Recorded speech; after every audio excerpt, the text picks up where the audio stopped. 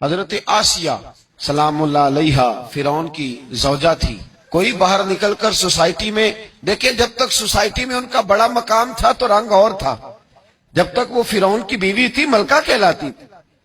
ایک ابرو کا اشارہ کرتی تھی تو 20 کنیزائیں خادمائیں ان کے سامنے کھڑی ہوتی تھی. درجنوں نوکرانیاں ان کے آگے اپنی گردنیں جھکاتی تھی. جب تک جناب آسیہ ملکہ تھی ان کا رنگ ڈھنگ اور تھا، لیکن تب تک ان کا ذکر قرآن میں نہیں تھا، تب تک ان کے تذکرے آسمانوں میں نہیں تھے، جب تک ان کا انتظار حوریں نہیں کر رہی تھی. لیکن وہی جناب آسیہ جب کلمہ پڑ گئی، حضرت موسیٰ پہ ایمان لے آئی، فرعون نے چھین لیا ان سے وہ عہدہ. لیکن جب کلمہ پڑا تو فرعون نے ان کے گھر والوں کو بلا کے کہا اسے سمجھاؤ، اتنا بڑا عہدہ چھوڑ کے یہ کیا کرنے جا رہی ہے. گھر والوں نے آ کے سمجھایا تو وہ کہنے لگی مجھے تو سمجھ ہی آ جائی ہے، وہ جو مقام کو یہ مقام کہہ رہا ہے وہ مقام نہیں، وہ تو دھوکہ ہے.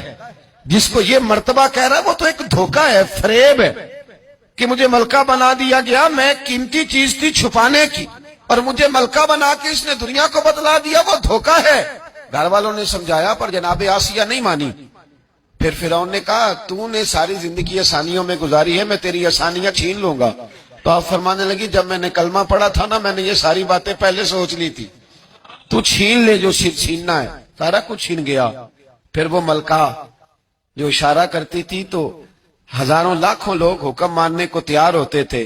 پھر اسی ملکہ کو بالوں سے پکڑ کر گھسیٹا گیا، پھر اسی ملکہ کو تھپڑ مارے گئے، پھر اسی ملکہ کو دیوار کے ساتھ کھڑا کر کے ہاتھوں میں موٹی موٹی میخیں کیل ٹھونک دیے گئے. پھر فرعون نے ان کے وجود پر تلوار کے زخم لگا کر مرچیں ڈالی. رات کا وقت تھا، بندی ہوئی ہے جناب آسیہ.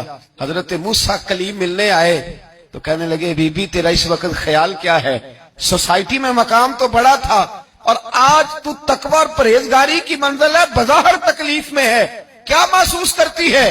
جناب آسیہ کہنے لگی موسیٰ مجھ سے نہ پوچھئے، یہ بتلائیے میرا رب مجھ سے راضی ہے کہ ناراض ہے؟ یہ بتائیے وہ مجھ سے راضی ہے کہ ناراض ہے؟ اس کا میرے بارے میں کیا، میرے بارے میں ارادہ قدرت کیا ہے؟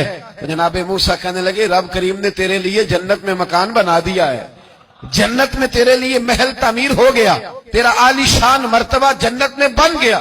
ایک مقام سوسائٹی میں ہے، لیکن حضرت عائشہ نے سوسائٹی والا مقام قبول نہیں کیا، سوسائٹی والا مقام نہیں قبول کیا، وہ والا مقام قبول کیا ہے جو اللہ کی بارگاہ میں ہے اور اللہ کے کلیم کی بارگاہ میں ہے. نبی پاک صلی اللہ علیہ وسلم کی زوجہ حضرت سیدہ طیبہ طاہرہ سیدہ خدیجہ الکبریٰ رضی اللہ تعالیٰ عنہ کا وصال ہونے لگا تو محبوب نے فرمایا خدیجہ تو جنت میں جائے تو میری بیوی کو میرا سلام کہنا.